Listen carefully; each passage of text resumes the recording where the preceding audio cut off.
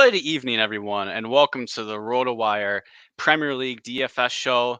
We are here after dark, but it's not Champions League, Ryan, to talk about Tuesday's four-game Premier League slate on DraftKings.com with a huge $5 King of the Pitch tournament. Ryan, I've never seen anything like this. But I'm Jack Burkart. You can find me on Twitter at Jack Burkart.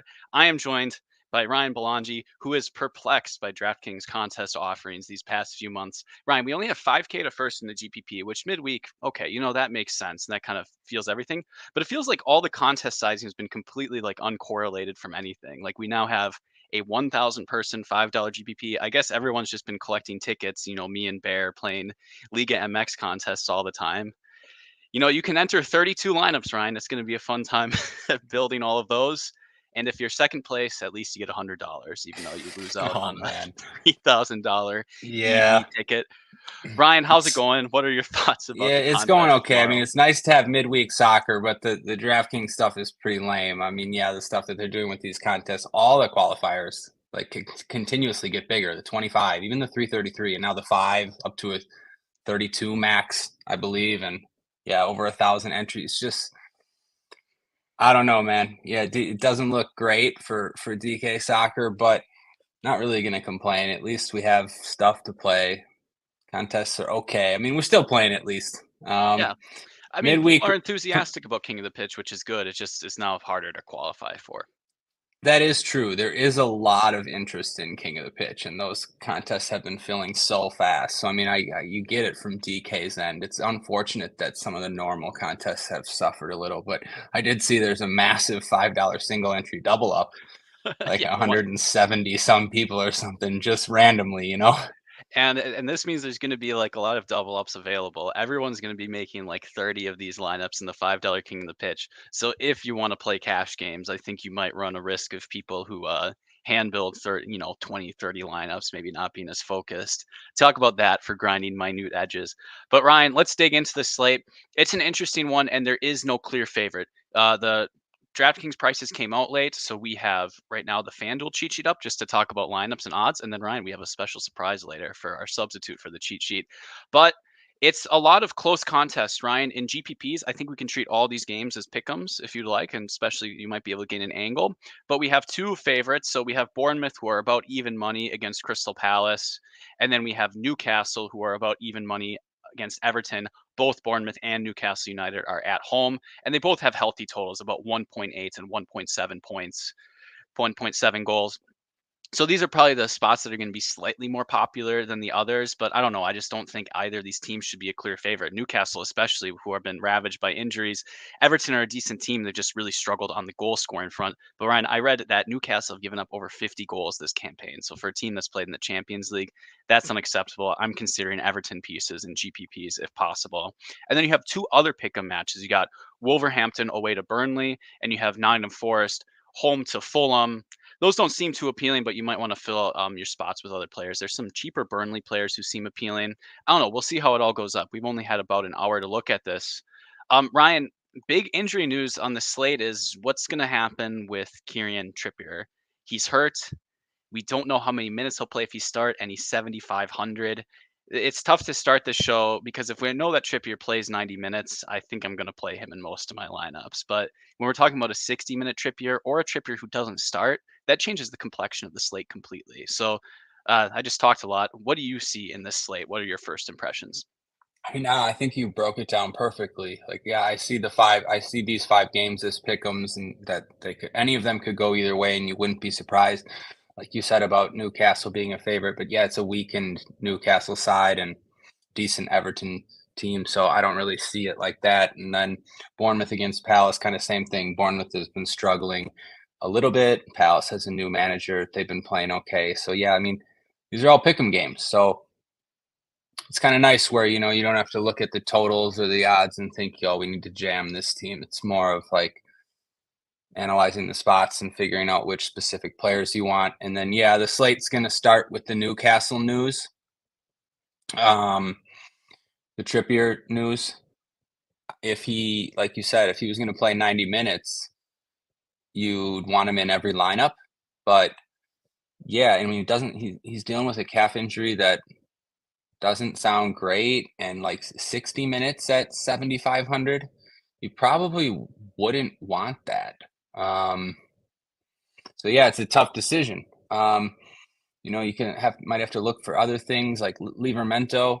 I see is questionable too, who's been playing right back. I mean, if he were to maybe not be in the squad or not be on the bench, I mean, it's not out of the realm of possibility that Trippier could play 90 minutes. I think that's unlikely though.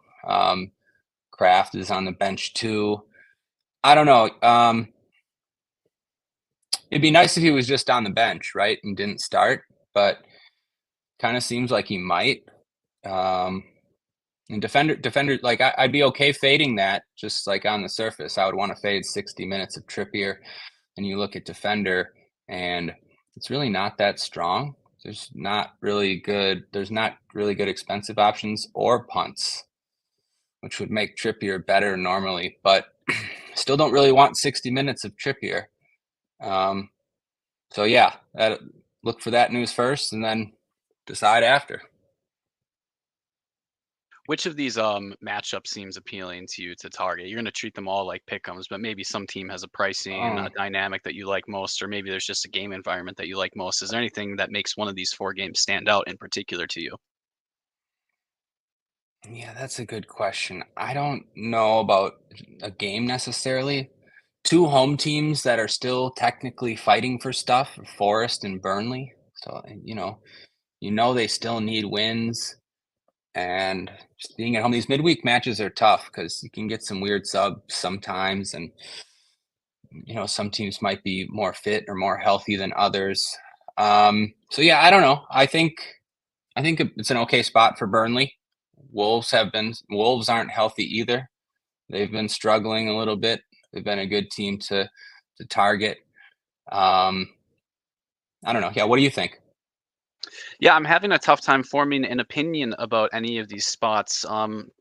My watermelon brain is starting to like this Everton spot a little bit more against. I don't know. I'm playing 32 lineups into this King of the Pitch, Ryan, and I need to pick an Unbelievable. angle. And Newcastle conceding a lot of goals has happened. It's three more goals 10 times this season is something I read. So I think that's an interesting, but that's a more contrarian spot. Um, my projections, quote unquote, the machine, have just been force feeding me Fulham players constantly, especially guys like Alex Iwobi. And it's a decent spot for them against Nottingham Forest. Fulham have been pushing for a top 8 spot so that they could make a return to Europe. I think this dropping 2 points to Sheffield United hurts that ambition, but I still think that game has a little bit of meaning for them. But they're against a desperate Nottingham Forest team, so I don't know. I don't know if I expect maybe that game gets a little bit crazy. It could get out of hands because Forest might, desperately be going for points. They've faced a points deduction recently, and who knows what's going to keep on happening with that, with the Premier League making their mind out of nothing. I agree it's a decent spot for Burnley as well. I mean, I think you can attack Wolves. We haven't even talked about this Bournemouth Crystal Palace game. I think Crystal Palace have looked better. Eze is back taking most of the set pieces for Palace. I have no idea if that's sticky. It would be just the most frustrating thing to see Adam Wharton back on everything. But it looks like things have started to go Eze's way. But I don't know. And the thing about Bournemouth is I'd want to play their players normally, but I have no idea what lineup we're going to get from them. And then it's substitute city for that team. Like all those guys are liable for 60-minute subs, all the attackers that we want to play, except for a slightly too expensive Dom Solanke. So a cop out answer, Ryan, is I kind of want to see what happens when lineups come out. I think we're going to have to be particularly dialed in this time because it could be anything with a short time between the weekend. Uh, yep, I agree. Maybe just one thing I would add to that. I would consider Fulham, just looking at the spot, but actually they're the team. Can you scroll back to the lineups? They're the team that has go down, go down. See how many injuries Fulham has? None. None. And they have about 6 attacking players on the bench. And it's a midweek game. Pereira always gets subbed anyways. I think like everyone in that game is liable to get subbed, maybe except I shouldn't say that, even a Walby. Yeah, they just have a lot of attackers. And then I know you said that about Bournemouth, but at least they have Sinistera out. And Christie questionable. I don't know. See if he ends up on the bench because you kind of like a Bournemouth player, but yet they're tough too. Solanke plays 90 and Semenyo's been playing 90, but yeah, other than that, I agree. Yeah, I think looking at the benches is good. As I've gotten more comfortable with the player pool over the months of doing this, I find myself having a bit more bandwidth to look at benches. And I think it's pretty important to try to speculate, who subs for who. When we had Basil on in the fall, it's a big part of his process, matching up. He spends a lot of time matching up who subs for who and who's on the bench. And I think there's quite a lot to be gained from something like that. So if you want maybe a hint for me and maybe a hint for myself that I should follow after the show, take a look at the benches and take a look at recent sub patterns and see if you can glean anything from that. And of course, just be ready to pivot. All right, Ryan. So the cheat sheet is not up. We'll blame DraftKings for that because I guess the API isn't running and they post all their stuff too late. DraftKings, I know you're listening. Please drop this stuff earlier. This is just beyond frustrating, but we email you in the Discord and everyone posts all the responses. We'll keep on fighting the good fight over here. But Ryan, as a substitute, I have the machine up here. So this is my dummy projection model that I've been using lately just because I've been messing around. I'm a nerd and I can't help it. And I found it's been kind of helpful just to get a first impression of things. It's not the be all end all. It doesn't take in all context, but it sort of looks at all the game logs and takes a look at major odds to assist and score a goal. And it tries to give a projection that we can use as a starting point. So I thought maybe we could chew through these and take a look at each position as we normally do. And Ryan, the first thing that jumped up for me is that Eze looks like a smash in this spot. And even though it's not really a great matchup, it's not a horrible matchup for Crystal Palace, and Eze can do work even against better teams than Bournemouth. So I'm not too scared to pay 9,700, especially when he takes most of the set pieces. I mean, he has an absurd floor. That floor number comes from what he's been doing the past 10 games. I mean, 14 points, and then he takes penalties. He should take most of the set pieces. Maybe a little worrying if Elise is on the bench, but I'm not even particularly worried about that.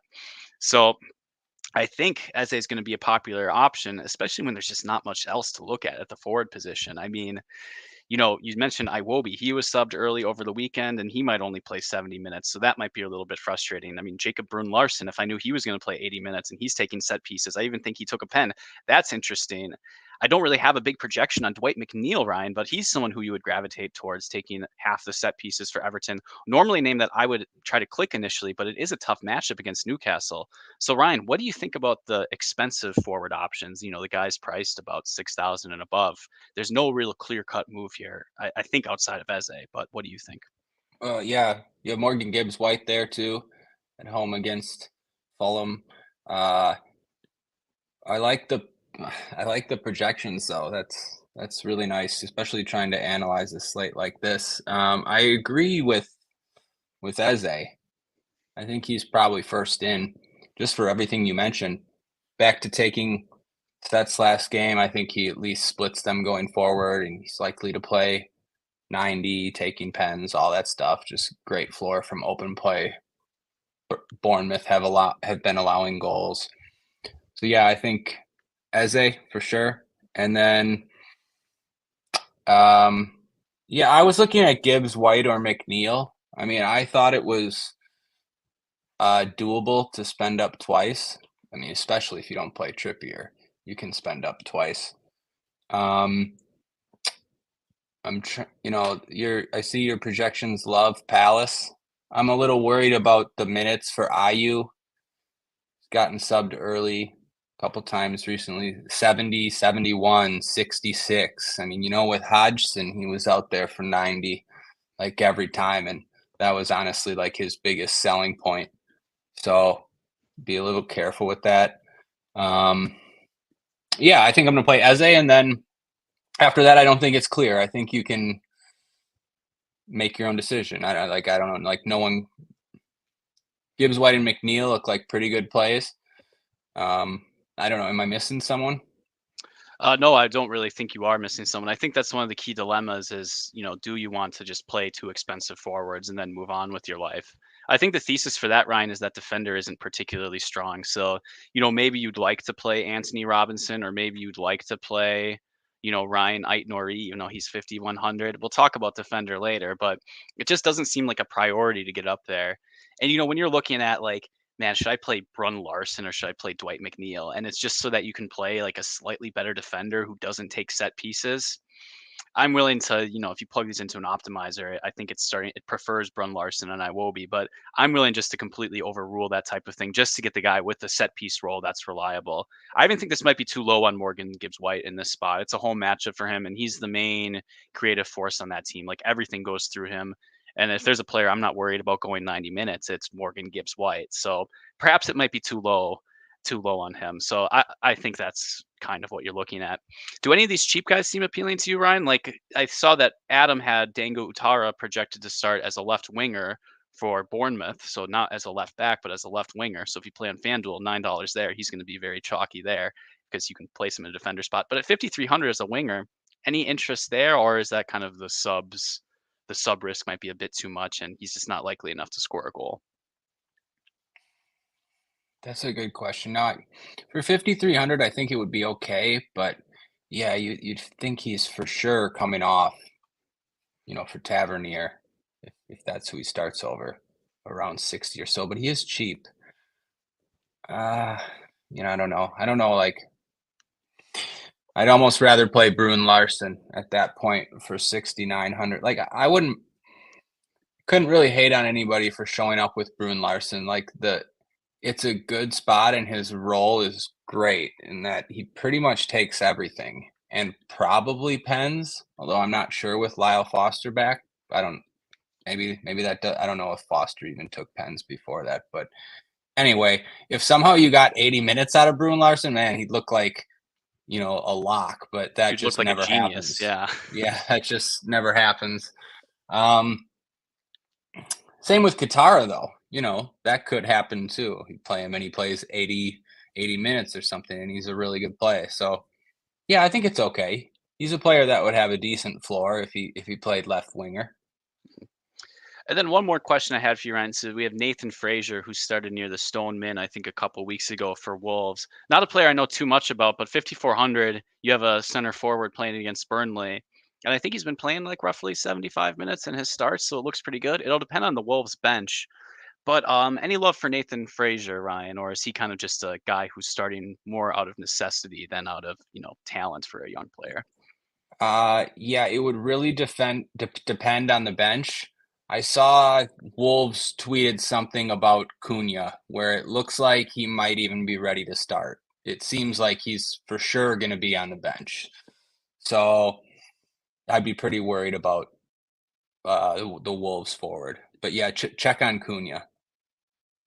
Yeah, and then maybe one just quick thing. Any names that strike out for you in tournaments? I mean, Rodrigo Muniz has 8 goals in his last 8 matches. He's just been in absolutely incredible form.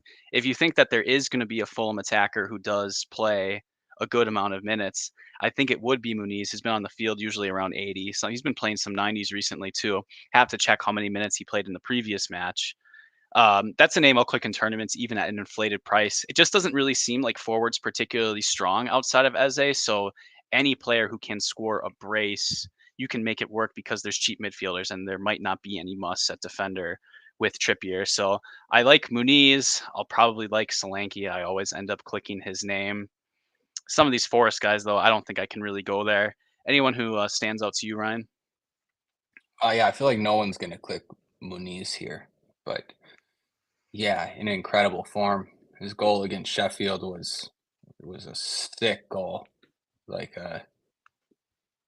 yeah, like not a bicycle kick, but a nice side volley from across. Um yeah, I was looking at Solanke. I was looking at Semenyo for 7,800. He he always plays 90 minutes. Doesn't mean that he's going to here, but he always it would feel like it sometimes feels like he's overpriced, but not when he's the only Bournemouth guy going 90. I mean, I know Solanke does most of the time, but and I just like Semenyo as a player. So yeah, I was looking at him. Also Mateta on the other side of that game for 6,200, scored in 3 of the last 4, been playing 90 minutes quite often. I think that's interesting. Calvert-Lewin for 4,600. You mentioned this might be a sneaky spot for Everton. I mean, he never scores, but he's 4,600. He played 90 last time, even when Beto came on and scored the goal. Calvert-Lewin was still out there. That's interesting. Fofana for Burnley was or was he couldn't play last week because they were going against his parent club. I think he's interesting. I don't think people will want to pay 6,500 for him, but I think it's kind of a sneaky spot for His goal scoring Burnley. odds are really good, Ryan. They're 43% implied goal odds, at least on DraftKings, who sometimes inflates these things. But I don't know. He's a Yeah, talented player. I like what I've seen from him. I don't really like that Lyle Foster's back just because like Fofana was just playing 90 every single game when Foster wasn't out. And I worry that because Foster sort of used to be a 90-minute guy and Burnley have these other guys like Amdouni and Benson Manuel and Jay Rodriguez, who, good months and even. So, like, part of the reason I liked Fofana was that he was always playing 90. Maybe he will, but uh, yeah, I still think it's okay for tournaments. Oh, yeah, and then for 5K and 5,100, yeah, Lyle Foster and Kluivert. I think either of them could come up with a goal. Yeah, Kluivert's always the cheap shout at goal. Hopefully he gets in the 65 minutes, but he's priced in a way where I think that's usually worth the gambit, especially in certain tournaments. One more name I wanted to mention, Ryan. I think those are all good shouts, especially Semenyo. I've been trying to strike gold with that guy for a while. Isak is at 10,100, same goal scoring odds as Fafana.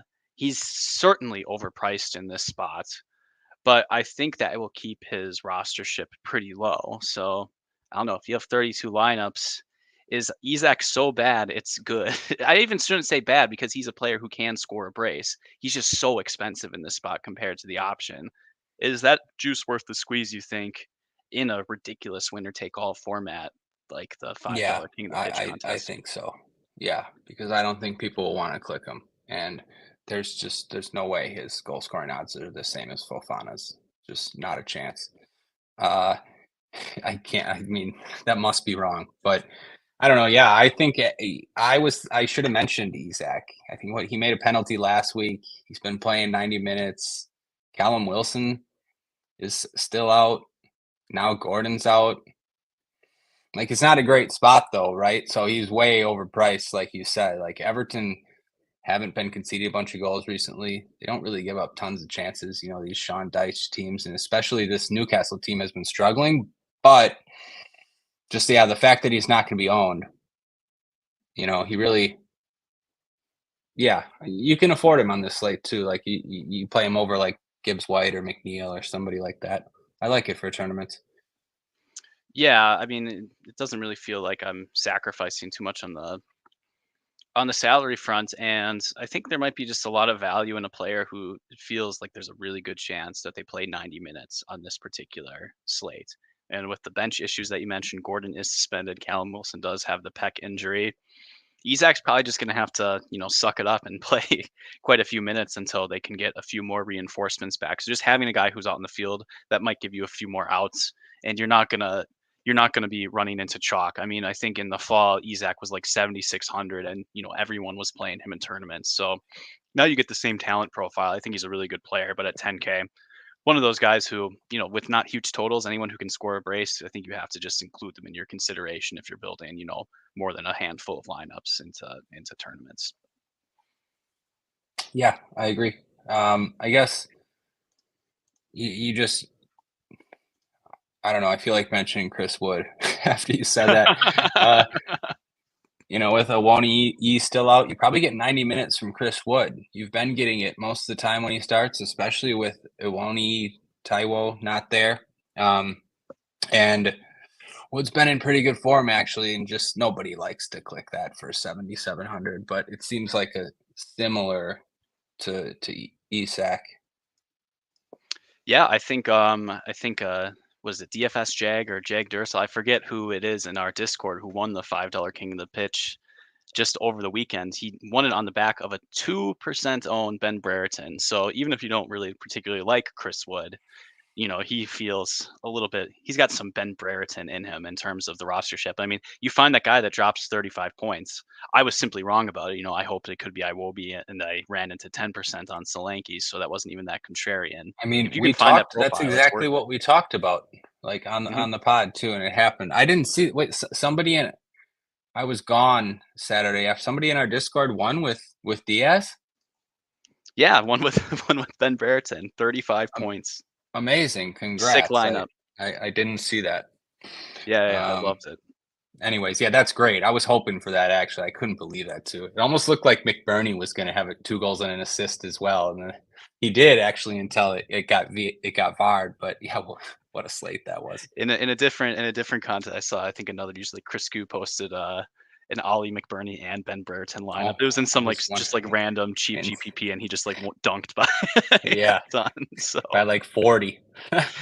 yeah, I mean, when you pull that off, I mean, just keep that in mind for tournaments with these types of payout structures. I mean, we're getting like $35 for finishing in third place here, so just it's not worth 7xing when you finish in the top 0.01%. Ryan, let's move on to midfield. So the name that stood out on paper before I started plugging numbers in and letting the machine chug was Pablo Sarabia. 8,800, a little bit expensive, but I think we're looking at Pedro Neto not starting necessarily. Please let me know if that's not the case. But anytime you have a set piece taker against Burnley, he's going to profile as a good play, and that's indeed the case. It seems like he kind of stands above the rest of the midfield position. So I think Sarabia, can't call him Sarabia, Bigsy's going to yell at me. So Pablo Sarabia, I think he's going to be a very popular option, and he's a very good play in this spot. Then Ryan, there's just not that many expensive midfielders to play. I mean, Jacob Murphy's been randomly expensive all season. Maybe fine if you want to take a contrarian tournament crack. And then I've just been so frustrated with the minutes from Andreas Pereira because he played more minutes than we expected, and he absolutely crushed against Sheffield United. He's a player that even when I put in 74 minutes for him, he still does really well with those 70 minutes. So are we kind of double counting against Andreas in these spots? Like, are we saying, are we considering that he only plays 70 minutes too much when really when you're playing 70 minutes, that's a bulk of the game. Like you're talking about roughly 80% of the game. And his game logs are still good when he's playing that amount of minutes. So do we think he's a jam if he's playing for 90 minutes? But are we a little too down on guys for playing 70 minutes when they have really good roles? Maybe not the best matchup against the on the road to Forest. So maybe this is me talking to my Saturday self. But I don't know, Ryan. What do you think of a 7,900 Andreas? I think he's going to be kind of that's going to be like a key decision, I think, if you're thinking what to do in tournaments. Yeah, it's a tough decision. I've thought about those points that you brought up. Um, he's like he's always the guy where yeah, he's like crushing at halftime or crushing through 60 minutes or whatever, and you're like, man, like, how did I fade Pereira? Like, and then he gets subbed with like 12 points or whatever. And yeah, I don't know if that's enough because he has those outcomes. See, with 7 points too, like against Wolves and 6 points, 7 points or whatever in some of those recent games. And man, I just really worry about Fulham's bench. So, like, yeah, I just see him playing 70 minutes in like most circumstances.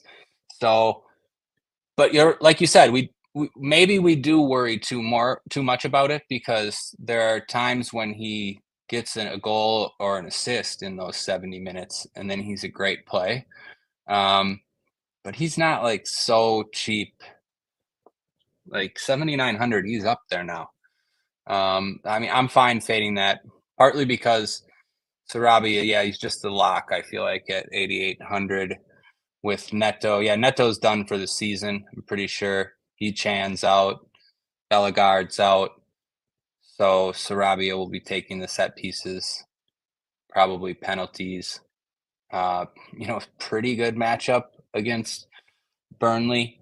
Wolves haven't been great, but yeah, he's just so much better than I think the rest of midfield. So yeah, I don't know. I was gonna play Sarabia and not play Pereira, but maybe I worry a little too much. Like you said, I mean, you would have wanted him for 85 minutes against Sheffield last week, 21 points, 15 floor points. But yeah, I don't know. His price tag's up there now.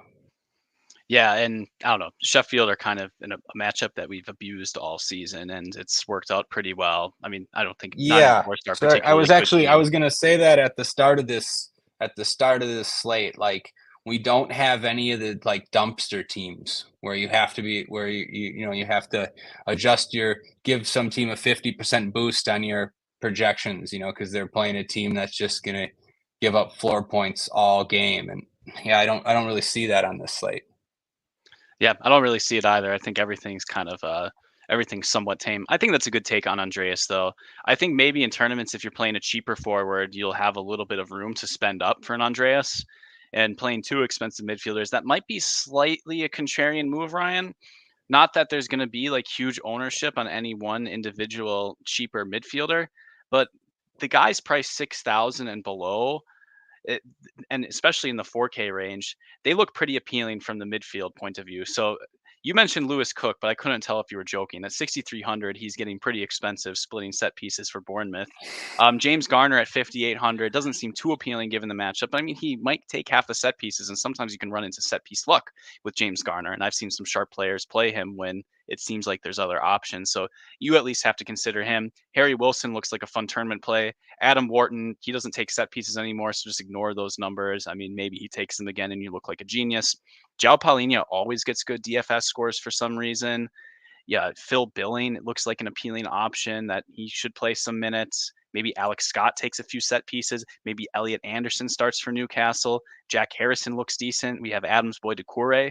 It just seems the cupboard seems like stocked in the mid range at midfield, and I'm kind of expecting people to take advantage of that, especially if they're going to spend up twice at forward.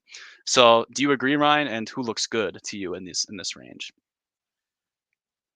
Yeah, I agree. I wasn't really kidding about Cook. If people want to play Cook in cash games, I'm okay with it. I mean, first, like Burnley are technically the biggest favorite on a 5-game slate. They're at home in an okay spot. But I mean, this Lewis Cook, I'm not even kidding. He's Joshua Kimmich all of a sudden. I mean, that's what these game logs look like. They really do. It's like an identical logs to Kimmich, at least in the last 4 or 5 games or whatever. So I don't know. I really can't hate anyone for showing up with Lewis Cook here. You do feel like he's good for 10 points and maybe an assist. But yeah, going lower, the guys you mentioned, Philip Billing, if he started, I think he'd be interesting. You want to look at the Bournemouth lineup, but he has surprisingly, at least it was surprising to me, because he's a pretty big guy, but he's hopped on some set pieces in lineups when Christie is not out there, and I don't think Scott's gonna like. Billing was splitting. Interesting if he takes a couple because he can score goals too. But yeah, I would expect him to get subbed the same way Kluivert would get subbed, at 60 or so minutes or whatever. Still think it's fine for tournaments. I mean, for cash, honestly, I went all the way down to $3,200 Lewis Hall, who it seems like is going to start at left back for Newcastle.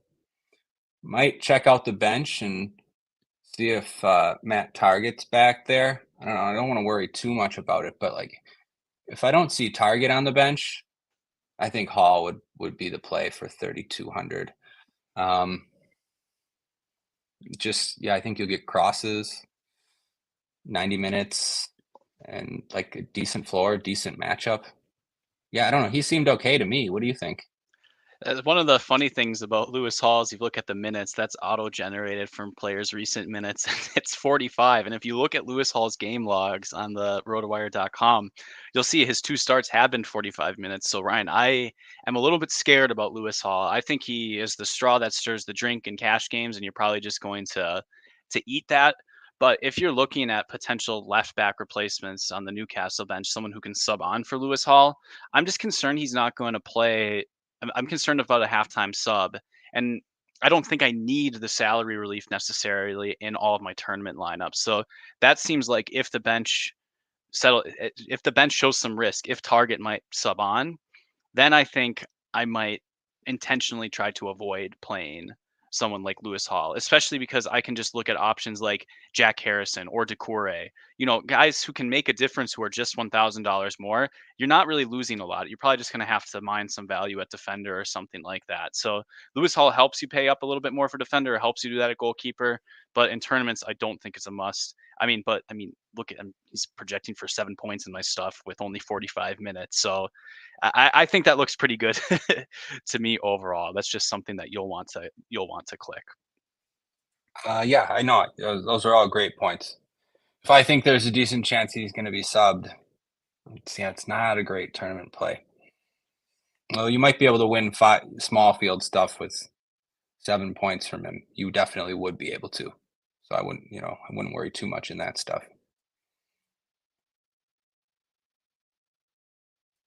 You're on mute. Still on mute? Oh my goodness, I'm an idiot. I'm on mute. I was just blabbing that there's a there's a. It seems like multiple guys under 5K can score goals, and when that happens, you need to be a little bit worried. Like Lewis Hall would really have to crush, and he could. I just want to say that. So if Well, no, it's the expensive guys would just have to crush. yeah, that's true. That's true too. Right, And you're whoever you're affording. But no, I hear you. There are 5K guys scoring goals. Like Adam's mad at us for not touting like Lyle Foster more for 5K in the spot. that's true. Well, he can come on, he can hop on the stream and fire us on the spot for something like that. Maybe even your boy Jefferson Lerma at 3,900, the one name that you regret mentioning forever at this point. He's I someone who see can even show up randomly with a goal. Tyler Adams is 3,200. He scored 10 points last week. Oh, and he had that beautiful goal against Mexico in the international break, right? So if he's What a feeling goal. frisky these days, Hmm. maybe he does get to run out there one more time. I'm personally satisfied with our discussion of midfield. Any last words that you want, Ryan, before we get into kind of a murky defender position? Harvey Barnes might start. He came on and scored 2 goals. They got a pretty weak bench. I don't know. Yeah, just another one of these Newcastle guys that probably you could get some leverage with. Good point. And I think longtime listeners of the program know that you are going to play Harvey Barnes just about no matter what. So Big Harvey fan. that's something when you download the CSV, maybe I'll count how many Harvey lineups you roll out there. Let's dig into defender, Ryan. I think we already had a really long discussion about Trippier. Right now, in my projections, I just put 60 minutes. I kind of middle of the roaded it, and when I just plug things into an optimizer that just stupidly, blindly just tries to collect projected points, not the best way to look at things. It was struggling to get Trippier in, which is something that I expect. So it was satisfying to hear you agree with that. Just thinking about it heuristically, when I try to apply numbers to it, it seems hard to fit for 7,500 Trippier. Like, what would we be doing playing Trippier for 7,500 if we expect him to play 60 minutes? Maybe that's a wrong assumption. He goes 90, but wouldn't you rather just play Andreas in a different spot of your lineup and just punt a different spot entirely? That's kind of one thought I have given all the uncertainty. So I guess I'm just beating the Trippier stuff like a dead No, horse. yeah, I'd rather play Bruin Larson if they're going to play the same amount of minutes. Yeah, exactly. You can play Lewis Cook in a in a midfield spot. It's serious. But I have Lewis Cook in the flex right now. The lineup just fit too good. builds itself. Straightforward. Been a while. Defender is not straightforward though. No one really stands out as a huge value, especially compared to the other positions. I don't know. I've been playing Anthony Robinson a lot. He's been delivering some 10-point floors recently. 5,500 though, that seems like an efficient price. Ait Nori, that's probably a little bit too expensive, but he's gotten close to scoring goals lately. I think his like goal scoring odds are like plus 400 or plus 500. That's something I just straight up didn't believe from DraftKings. They sometimes cook these numbers a bit too much, but he could score a goal. That wouldn't be unreasonable. I don't know. Nelson Semedo, I guess you could play at 4,800. Burnley is a matchup you can target. You have Crystal Palace wingbacks, as you mentioned, although they've been creeping up in price. There's just no one who's a priority here, Ryan. So, I'd like to play Anthony Robinson in cash. Let's just say that. I might not be able to afford him. And should I, play Brune Larson, who might play 45 minutes instead of Morgan Gibbs White in cash so I can afford Anthony Robinson? Seems like a little bit of a mistake. I don't know. What are you thinking with the defender position? Yeah, it's tough. I don't really have I haven't settled on anything definitive. I'm not sure my thoughts are definitive at the moment, but yeah, fading Trippier, I'd like to play Robinson. I think you can afford Robinson in the hopes, that Robinson could 90 minutes of Robinson could match 60 of Trippier, a lot of times. Um, yeah, I think you can afford him. I don't really think there's anyone else worth it. Um, I would like the Wolves guys, but it's the minutes really that scare me now. 8 Nari. I don't have as much of a problem with those goal scoring odds as you do, just because it's a pretty good spot. And 8 Nari, he's kind of a baller. And now without Pedro Neto, like he's kind of their second most creative player, and he gets forward a ton, loves to shoot. He actually shows up in the box all the time. But I worry about his minutes, especially Hugo Bueno came on last time, and Hugo Bueno, I don't know, but sometimes I worry too much. So I think those guys are fine tournament plays, but I wouldn't go there in cash. I don't know, Jack. I was fine going all the way down and just playing someone for 2,500. I have Murillo. That's what I think of defender position. I don't know. Like the Palace wingbacks are okay. They did okay last time. They have like a little bit of upside. I don't know. There's not much there after that. You might get someone like one of the Forest guys might be kind of cheap, but I don't know. What do you think? Lloyd Kelly might start at left back, and Oh, he delivered actually, an sorry, assist, I 2,800. forgot. Yeah, I should have kept going. Yeah, that seems okay. Um, but a center back honestly seems about the same, just because I worry about Kelly's minutes like a lot. Yeah, if Um, Dango doesn't start, he's on the bench. Dango might come on for Lloyd Kelly, or and it you're depends right, if and Milos Burkhead. Kirkez, who started last game, right? So actually, I kind of like the Burnley guys. I forgot to say this. I didn't think I would be saying this, but with Asignon out, you don't love Vitinho's price, but I think he's fine. But like Charlie Taylor at left back, and it's got to be the first. This is a new one for me. That must be the first time touting Charlie Taylor all season. But you see, he's got these games in where he crosses, and now Lyle Foster's back, so you actually have someone to cross to. So Charlie Taylor's the sneaky cheap play. You can't hate on that. I feel like Adam would be disappointed in me if I didn't shout out, Joachim Anderson, the brilliant man himself, the master of passes into the final third compared to the other forwards. Yeah, I don't know. I think you can just play cheap guys and correlate with your goalkeeper. So I remember Sheets asking me, when do you correlate with your goalkeeper? When's that a rule in tournaments? Here's a great tournament slate. Rule: if goalkeeper, then just cheap center back and just roll out all your lineups that way. I think that'll be fine, especially if you're going to try to mine the clean sheets. But I don't know. Maybe it might be contrarian to play Ait Nori and Anthony Robinson lineups in tournaments. So you can go with the tried and true, the strategy that built Ryan Belongia, two good Yeah, defenders, especially when it's a tactic that might not be popular. yeah. Even I'm not too enthused about it on this slate. I like that it won't be popular, but just don't love the defenders enough. I don't think they smash often enough, or even have like high ceilings often enough to do that. What you were saying about sheets or whatever, that's like how these are the slates where like all my lineups will be like that. One good defender and then a center back with whatever keeper is on that lineup. That's probably going to be all 20 lineups or however many I have. To punch back a little bit on your, the defenders don't seem as worth playing. At least we have two defenders in Ait Nori and Robinson, and maybe more. Like you seems to think that it might be a decent spot for Vitinho. These are guys who can make a difference. I feel like you just called Ryan Ait Nori a baller, and he's someone who the bookmakers like to score a goal. You could run into a situation where it's like an Ait Nori assist and then Anthony Robinson 10-point floor, and that just might sweep the defender position by so much. Who are the musts at the forward position? Maybe you got Eze and Sarabia who you want to play, but I think you could make up points elsewhere in your lineup by playing cheap players. So that's the thing that has me considering, because there isn't the dumpster spot where we have to target the team against Luton Town or something like that. So with those dynamics and a bunch of close games and viable cheap players, I think I don't know. I just think all lineup constructions are Yeah, all over no, the that's business. I'm glad you pushed back. I mean, yeah, I agree. Like, so for what I was trying to do, it had Gibbs White there too. So, start Eze, Gibbs White, Sarabia, then trying to get some other guys in you end up punting a defender spot.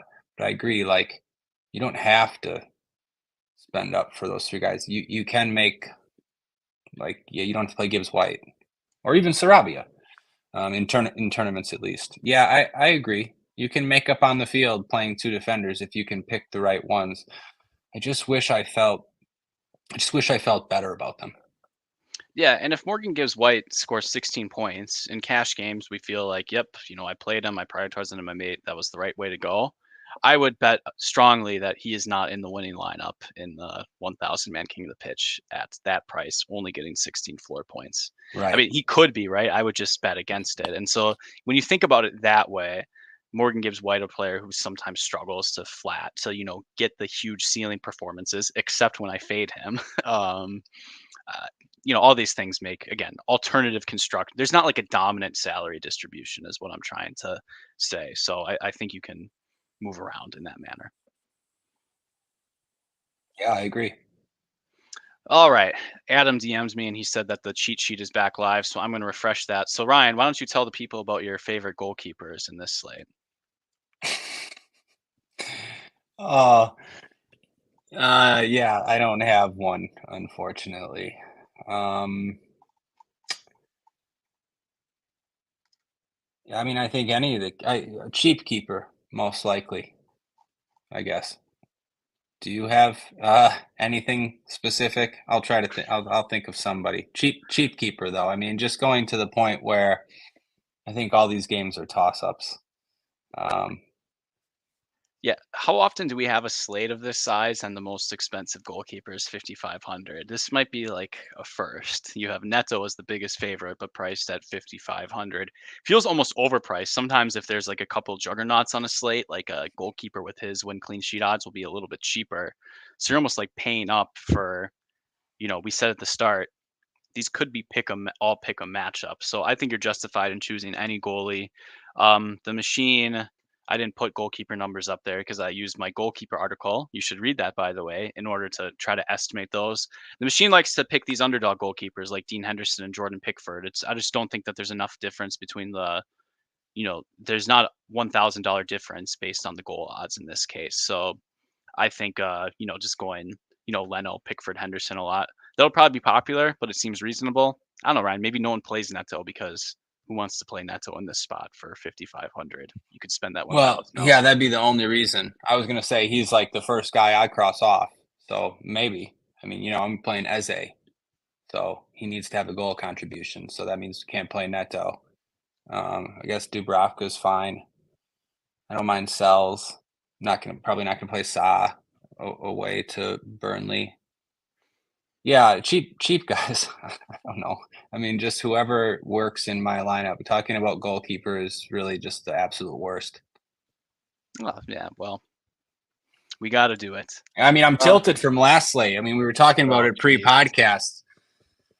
So Everybody frustrating. jammed Murich or whatever his name is, and anyway, dropped I 20, and I I hated to played see that so Kaminsky, much, and Ryan. The people who are listening, they want to hear me complain about goalkeeper. We're 49 minutes in, but like how on earth, a coin flip decision between Muric and Kaminsky, twice as many people in cash games go to Muric. And like if it wasn't for Mudrik being an absolute boss, I was about to get buried by this guy. He's concedes 3 goals and puts up like 20 points. It was an absolutely absurd performance. And then Spurs are somehow all the shots are getting blocked. So Kaminsky isn't doing anything but maybe getting fouled once and picking up a couple saves. I don't know. It just shows how random the man, position is. It can yeah, be so I mean, frustrating. I'm getting tilted again. I saw like the winning lineups that had Cole Palmer and Malo Gusto. When you got those guys in your lineup, you wouldn't think you'd want Muric.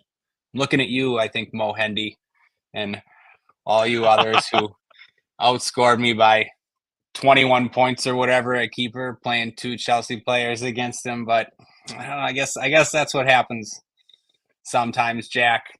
I played Kaminsky as well. thought it was, the move. I thought he would face more shots. We didn't have, Poro's not goal dependent like these other guys to at least as much to be optimal.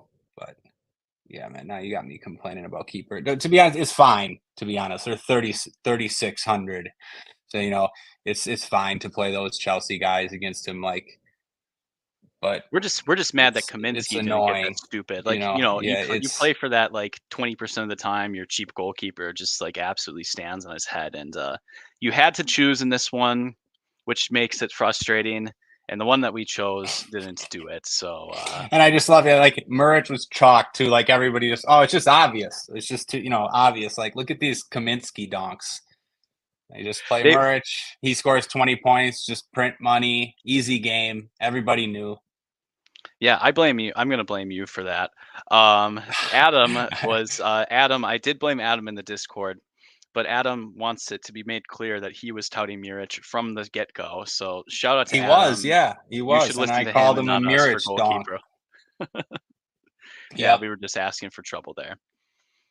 No, I think the two cheapest keepers actually, I like Pickford and Henderson. Yeah, why not? Especially if Dean Henderson is wearing a baseball cap. It's going to be under the lights, so probably not. Well, maybe he does. It depends on we have to do floodlight analysis at Bournemouth to see if he has to wear a ball cap.